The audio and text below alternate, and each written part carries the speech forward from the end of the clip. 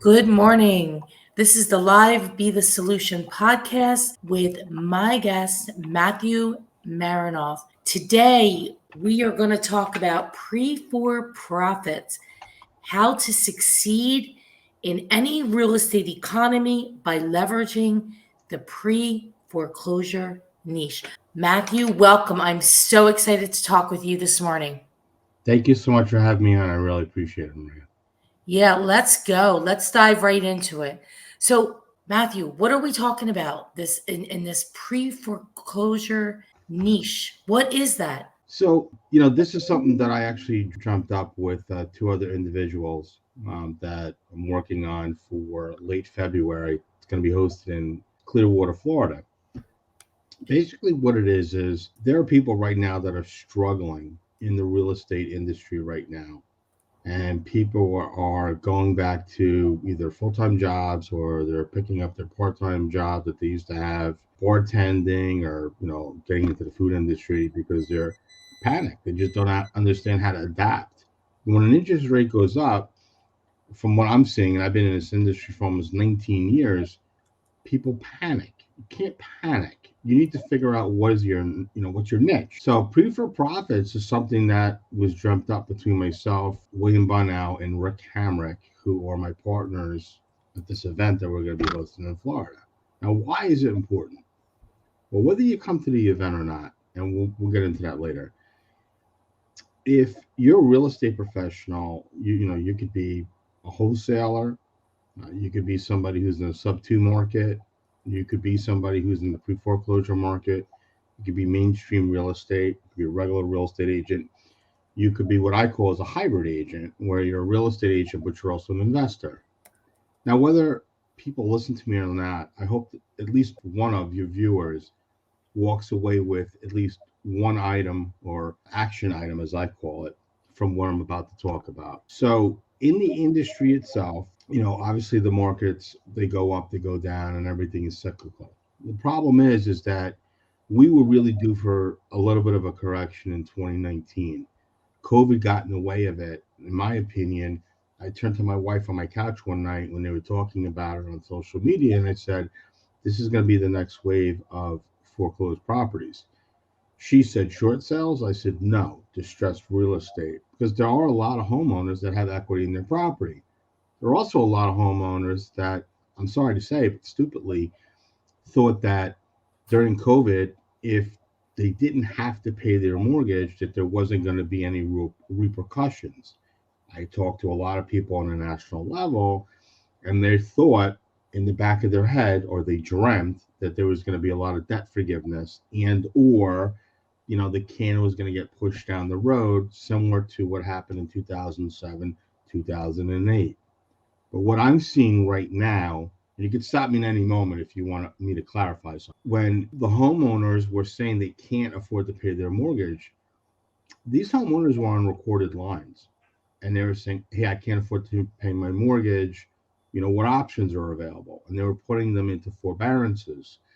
Not every lending institution was doing a deferment. There's a difference. A deferment is when whatever you owe goes to the back of your mortgage. Forbearance is basically where they're basically kicking the can down the road for a short period of time. And you have to pay whatever the difference is that you didn't pay. So let's say for round numbers, back up, you didn't pay your mortgage for a year. Well, now it's coming due, and now they want to work with you, per se, and make it so you can catch up on your payments. And what they're doing is let's say you owe $1,000 a month. That's your regular mortgage payment, but you haven't paid in 12 months. They want to see that you're paying that $1,000 a month that you mixed in that mortgage payment, and they're adding it to that mortgage payment. So let's say your mortgage payment's $1,000 a month. Now they want you to pay $2,000 a month. So if you could qualify for $1,000 a month now, and they'll say they want you to do, the modification period or whatever it is, or they're giving you a time to catch up to make those payments. What if you can't make it? So I'm talking with asset managers on a national level, and it's scary because it was very misleading for people, homeowners that were in trouble with their property. Real estate agents, for the most part, don't understand it. Their brokers, they don't understand it. I speak with attorneys, they don't understand it. So who is really supposed to understand it? So I'm very fortunate with my craft that I can help people navigate them through the muddy waters that's out there to find out what true options are. In 2005, when I started in the industry, people didn't know who I was or what a short sale was. By 2007, 2008, I started teaching. And then about 2010, I went dark for many years. And I was working side by side with lending institutions to really understand the inner works of what was happening with these properties. People during that time frame that did modifications, it was like, 2005 to 2007 or 2008, people were trying to modify. Then there was another wave of modifications in 2010, 2011. The last wave of modifications was really between 2014 and 2016. What does that mean, Matt? Why is that relevant for 2024? Those people that were in those properties had very low interest rates. Do you remember how low those interest rates were, Maria? Yeah, 4%. 3.5%, 4%. And a lot of them were in step rate programs. So they went from, let's say, 2% and they elevated over a 5-year period. Again, government trying to help, which is totally fine. And then putting people back on track and adding success. But those individuals, for whatever reason, thought, hey, you know what? Nobody else is paying your mortgage. I'll worry about it later. I got news for you. Those homeowners that had those lower interest rates got a real slap in their face very recently at the end of 2023, going into 2024.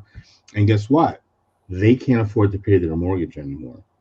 Those modification options are not there anymore. They've already done partial claims, whereas whatever they didn't pay, for the most part, a lot of those lending institutions were taking those loans and putting them on a second quiet, what I call them whisper loans, no interest rates, no mortgage payments. And when you go to sell the property, you have that there as a standalone and it has to be addressed. But now people have already gone through the forbearance period and they've jacked on what? Even more principal that they have to pay. So people are panicking right now. I'm getting calls not only in New Jersey, but in other states saying, hey, what do I do? And it all goes from people that were in construction to perm loans, regular mortgages, hard money loans. It didn't make a difference. I got a phone call the other night from somebody in California at 9:30 at night from a credit repair company with a client that they were working with. It's a tragedy. They went from 0 to 100 in 6 months with a foreclosure date.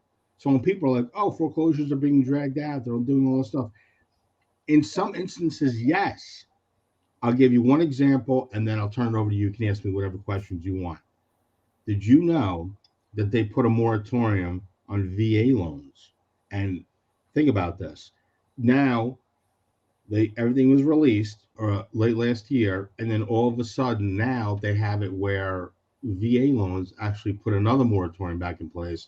And I think it runs till early May of 2024, where if you're a homeowner, you're protected if you live in the property. But if you don't live in the property and you thought, hey, you know what, I'm renting it out, I'm somewhere else, I moved out of my house, and they find out that you're using it as an investment property, they will foreclose on you. The foreclosure action is still in place. So there's a lot of caveats, there's a lot of twists and turns, and I don't think people realize some of the loopholes that might have worked in the past, at least with distressed real estate, going forward in 2024 will not work anymore. Okay. So I have a bunch of questions. Go ahead. All right. So one, how many of these people properties are in this situation? Is there an estimate? Right now, from what I understand from my sources, again, this is not mainstream real estate. This isn't something that the government talks about. But from talking to individuals inside the banking industry right now, there's about 3 million people on a national level every 30 days that are having a rolling 30. And the numbers keep climbing every single month. And that's So 3 million not paying their mortgage this month. going 30, forward. 30 days behind. since October, November of last year. Okay. Now, we know that a lot of people have a lot of equity in their homes because over the last 20, 21, 22, 23, Hmm. the market has increased probably about 40% nationally on average Hmm. in pricing. Hmm. So, how does that affect it? A lot of people say there's a lot of equity. Are they using this equity? And had they refied it and pulled money out? A lot of the homeowners that my niche that I work with, it doesn't apply because I'm dealing with people that have been in and out of foreclosure for probably over 10 years. I So see. so So, even though you would think that there was a time frame where the market kept going up, what about all those years that they didn't pay their mortgage? And a lot of those people have, higher mortgages. I will tell you one story that's very important, and I hope everybody listens to this because listen to anything else, but listen to what I'm about to say right now. There's a homeowner that has a property that had a second mortgage. They filed bankruptcy.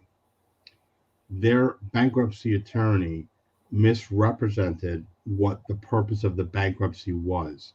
And I looked at the paperwork, and it's sad as a homeowner. Like, you rely on professionals to actually guide you and tell you what you're doing, right? It's kind of like when you buy a vehicle, you buy a car, they're never going to tell you what the bottom line price is. You got to go back and forth. You have to know somebody on the inside. I reviewed the documentation. It absolutely had nothing to do or said anything about the second mortgage being wiped out, but the homeowners relied on legal counsel.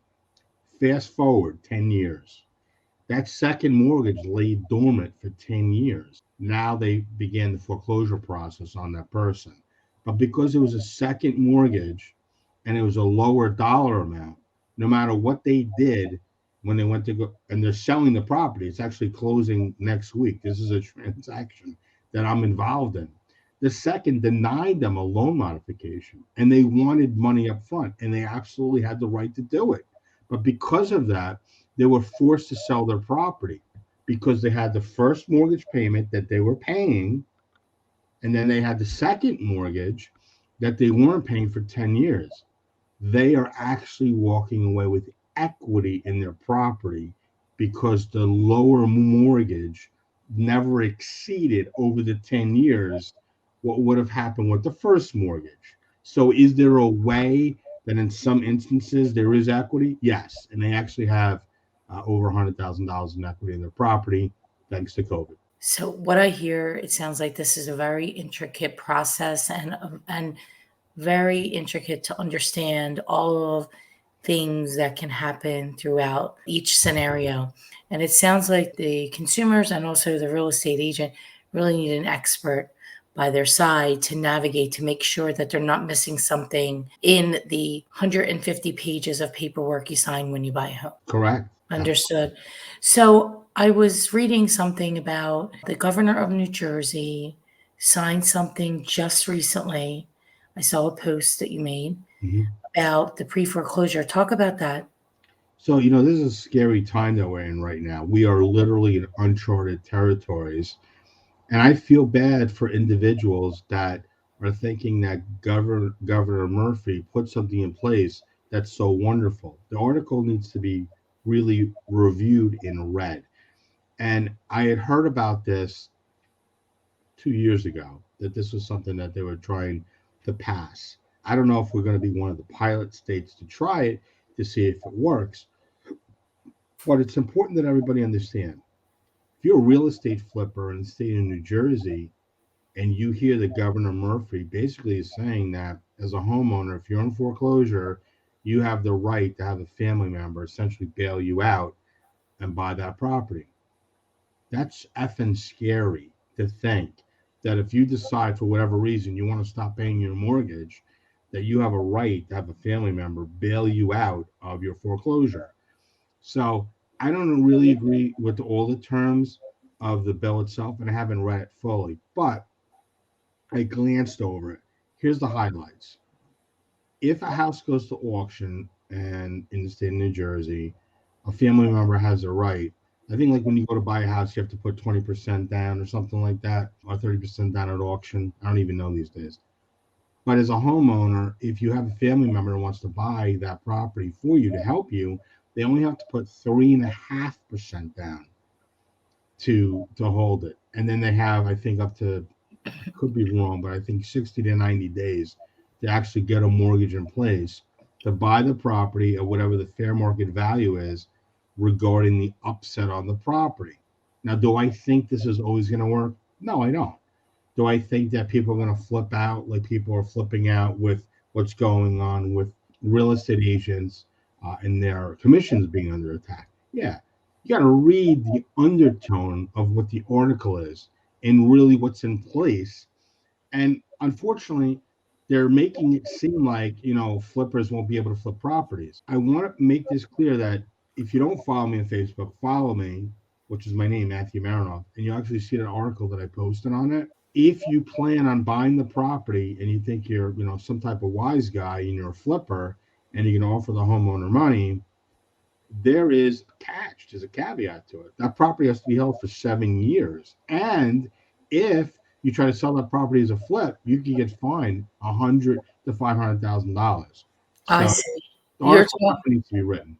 okay. So what you're saying is, in layman's terms, is the family member will sell it to the other family member. Yep. And somebody who thinks they're slick will then try to flip the property on the open market, but they can't do it. They have to keep the property for 7 years. Minimum 7 years. Yeah. Minimum. Ah, very interesting. So yeah, because there's always people that try to work around the system. That's for sure. Makes sense. So Matthew, let's talk about listings, listing agents, and let's talk about how they can use some of this information that you have to go into their databases and see if there's somebody they can help by and making money with you. Let's talk about how that can work. Super easy. I tell agents all the time, work smarter, not harder. The real estate agents listed? No, absolutely not. They try to do things on their own. They're not educated enough to understand, the environment from the distress side, whether or not they can actually physically help somebody. And that's a lot of stress. I have people that I work with on a daily basis that are agents, and they want no part of it. They just want to go out. They want to see how many people they can help, the listings that they can get, or from the buyer's side, work with buyers that want to buy these particular properties. My office is heavily involved in the back office of working these transactions. What do I mean? If you identify a property, well, I'll give you an example. Are you aware of Princeton, New Jersey? Yes. So we got a lead on a property from a previous real estate agent that we worked with on a different property. That short sale went on for over 2 years before we got involved. We actually wrapped it up in under 6 months. We had to unravel a lot of stuff that was in there. And one of the caveats on why they couldn't get that deal done is because there was an open insurance claim. Nobody knew to ask these questions because they're not trained. Got it done. The agent said, I'm forever grateful. If I ever find somebody who's in trouble, you're my guy. So she refers me to this other real estate agent, co-worker, tells me the scenario, the story. The homeowners are slated to do a deed in lieu of foreclosure on their property. Now, a deed in lieu of foreclosure of the property is nothing more than giving the property back to the bank in lieu of a foreclosure. Right. And people think it's glamorous. Whereas, well, I don't have to deal with anything. I don't have to deal with anybody. And they offered $10,000 for moving expense or to basically packing up and get out of the house. But it was up to $10,000. Up to $10,000. That's not what they read. Strike number one, red flag. Number two, red flag. There was 2 documents that they received. One from the foreclosure attorney and one from the lending institution. Now, the lending institution had one date on it. The bank had a different date on it. One set of documents had made note of the up to $10,000. The other document did not show anything about the up to $10,000. I got involved in it. I had a very deep conversation. Sometimes my wife laughs and says, are you an on-call doctor? I had a phone call with these people at 9:30 at night. Call went for about an hour and 15 minutes. By the end of the call, they just didn't know which way to go. I said, Google me, Google my name, Google my company, call me back in the next day or two and let me know if this is something that interests you. I don't believe that you should look into the deed in lieu and move forward. They already signed the original paperwork saying they wanted to apply for it. They were approved for it. They didn't even get first warning. They didn't even get like any type of judgment letter saying that they were in actual active foreclosure. Why would you do a deed in lieu on the property and run yourself out of your house unnecessarily when you didn't have to do it? I said, what is your course of action? What are you doing next? They were so impressed, forget the knowledge, but the passion and what I brought in that conversation. The next day, the husband and the wife called me without their real estate agent, said, what are we going to do? We want to move forward with you. Put a course of action in place. They literally had 14 days to vacate the property during the holidays. And it had to be broom swept. And there was still no guarantee that they could sell that property. I'm sorry, that they give the property back to the bank and that they would make money. And let me make it clear, when they say it's up to $10,000, they could find any reason and give you zero. And now you're out of your house and your house sits vacant 6, 7, 8 months until they decide to do whatever they want to do with the property. Whereas if you could have stayed in the property, saved some money, and move on to the next venture of your life. But what they wanted to do is they just needed a little bit more time. It wasn't money driven. You understand what I'm saying, Maria? It wasn't money driven. They wanted to have a course of action, a real plan in place. They hired an attorney to help them. They paid a retainer for that attorney. The attorney says, this is what we're going to do. This is how we're going to do it. This is how much money I need up front. By the way, I'll be away for the next week. When I come back from vacation, we'll start. But make sure you pay that money. 2 days later, they had to send those documents in for a yes or no, or whether they were going to move forward with the final deed in lieu. They got their money back from that attorney. They retained a different attorney that I do business with. I do business with different title companies, different attorneys, whatever it is. What's my point? House is on the market. House has a contract on it. House is going to sell. And they've got about probably at least a minimum of 2 months moving forward. And that's all they needed was a little extra time to put a game plan in place.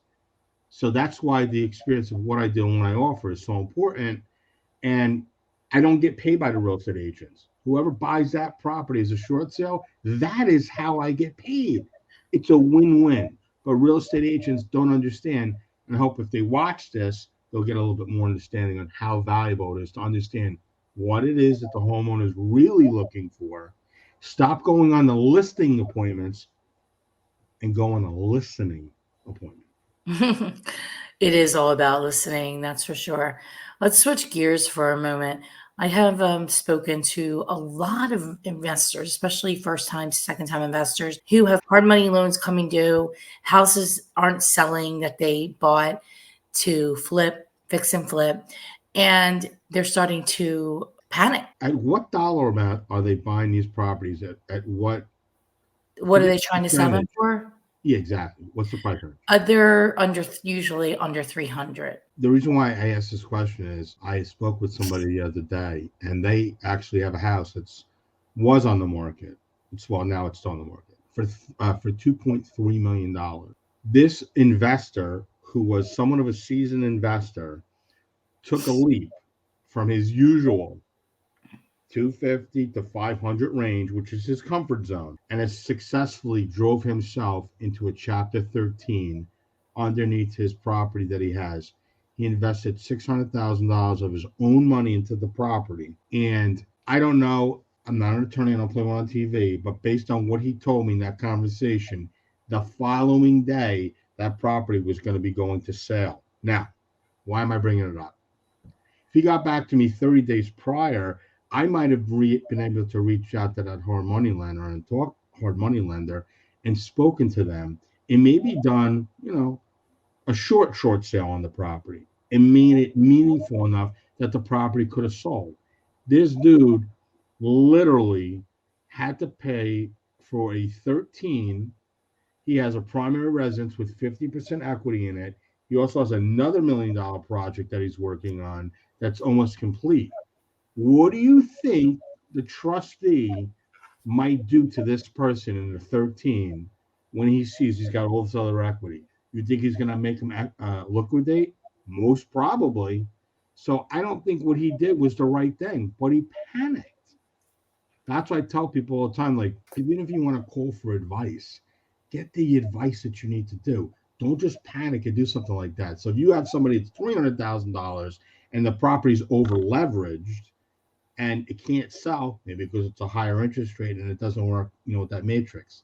Maybe they had issues during COVID for the time frame for inspections. Maybe the inflation of the product, the building material to do the house, they had an issue with. There's a lot of things. For example, they could have, you make your money on the buy.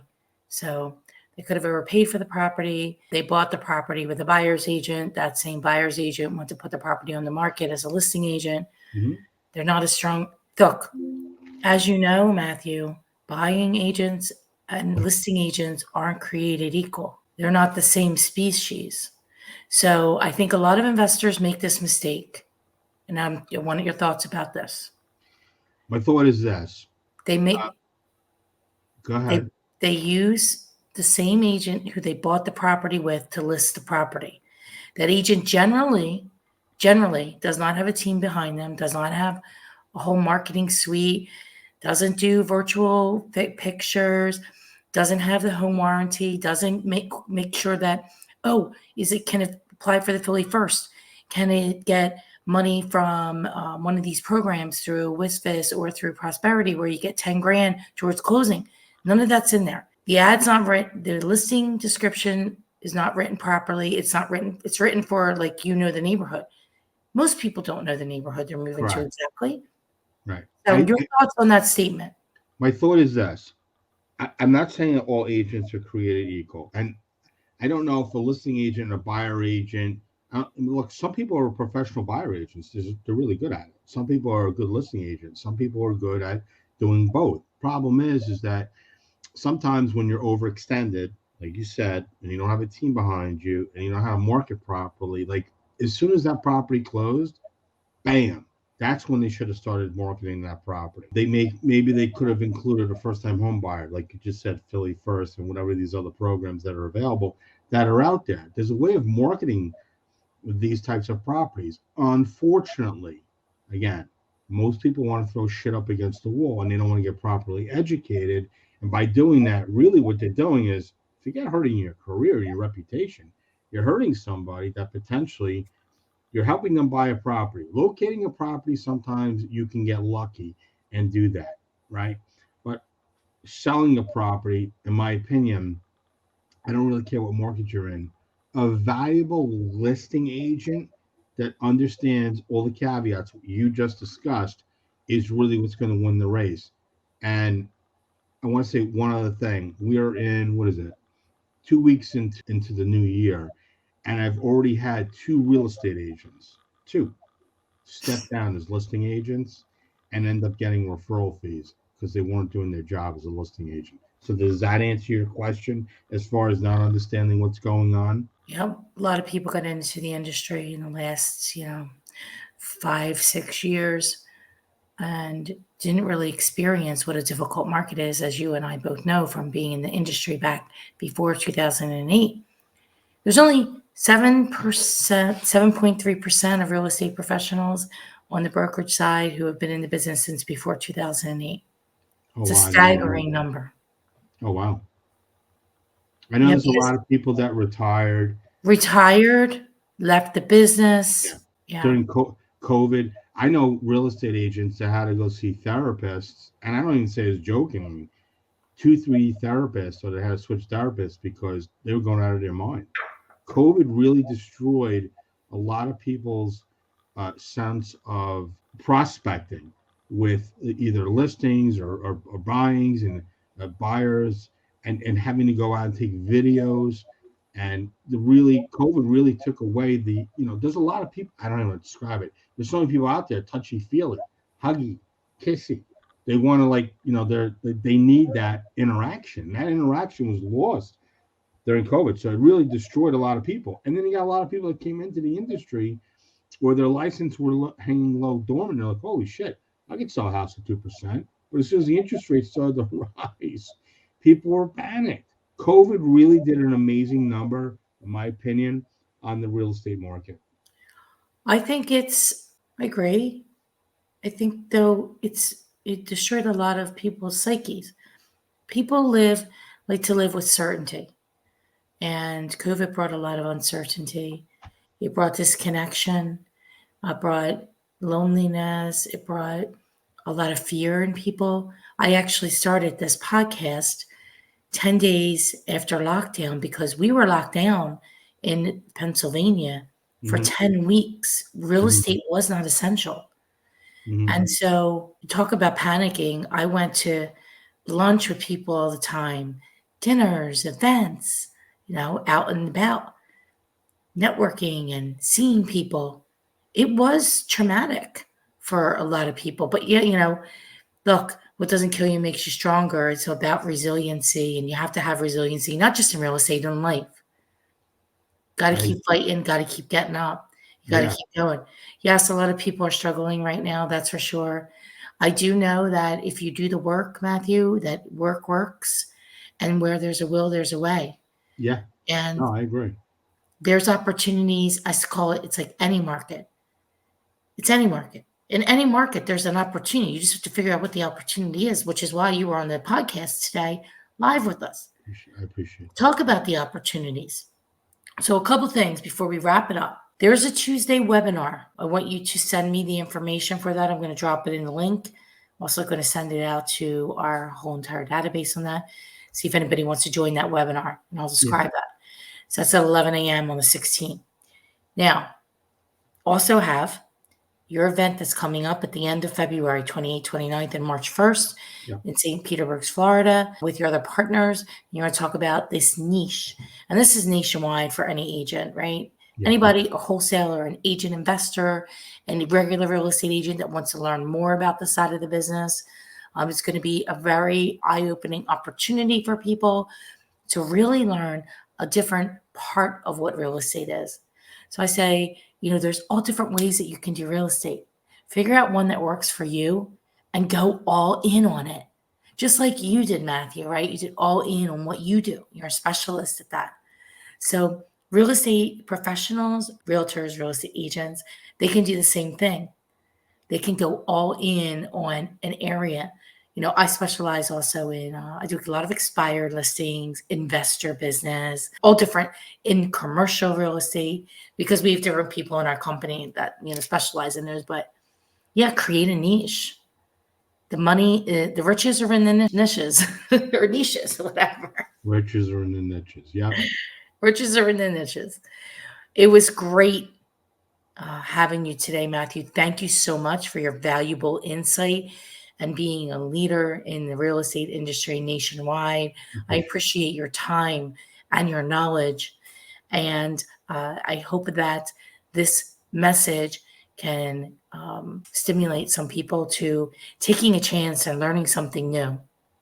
Absolutely. So thank you. Thank you so much. And people can find you, you have it right here, MatthewMerenoff.com. And your company, realestaterecoverygroup.com. I'll also drop that in the chat. Yep. So thank you for your time. I appreciate you. And let's go make some money by helping people, because that's how we do it. Be the solution. And you are the solution for what you do. I appreciate that. Thank you so much. God bless.